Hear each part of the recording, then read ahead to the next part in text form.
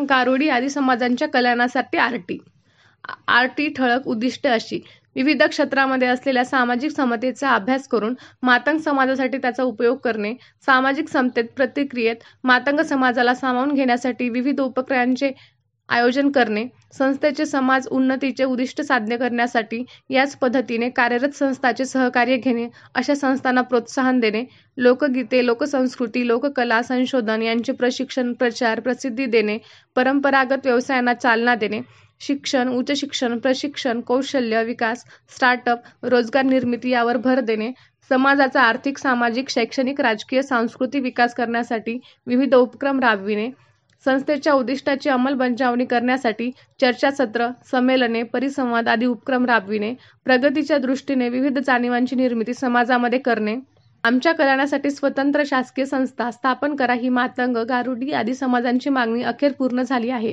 राज्य सरकारने मंगळवारी एक आदेश काढून अण्णाभाऊ साठे संशोधन व प्रशिक्षण संस्थेची आरटी स्थापन केली. या संस्थेमार्फत मातंग, गारुडी, मिनी मादिग, दखनी मांग, मांग, म्हशी, मदारी, राधे मांग, मांग गारुडी, मादगी, मदिगा या समाजांच्या कल्याणासाठी विविध कल्याणकारी योजना राबविण्यात येणार आहेत.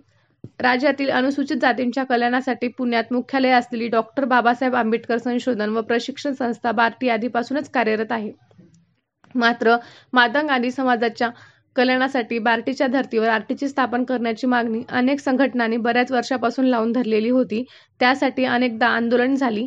याचबरोबर अनुसूचित जातींची अबकळ अशी वर्गवारी करावी या मागणीचा पाठपुरावा देखील अनेक वर्षापासून केला जात आहे. राज्य मंत्रिमंडळाच्या 11 जुलै रोजी झालेल्या बैठकीत आरटीच्या स्थापनेचा निर्णय शिंदे सरकारने घेतला. त्यासंबंधीचा शासन निर्णय जी.आर. मंगळवारी काढण्यात आला. चिरानगर, घाटकोपर, मुंबई येथील लोकशाहीर अण्णाभाऊ साठे स्मारक इमारतीचे आरटीचे कार्यालय असेल. आरटीचे व्यवस्थापकीय संचालक आणि निबंधक पदास मान्यता देण्यात आली आहे. आरटीमध्ये संशोधन, प्रशिक्षण, विस्तार व सेवा, लेख आणि आस्थापना हे विभाग असतील.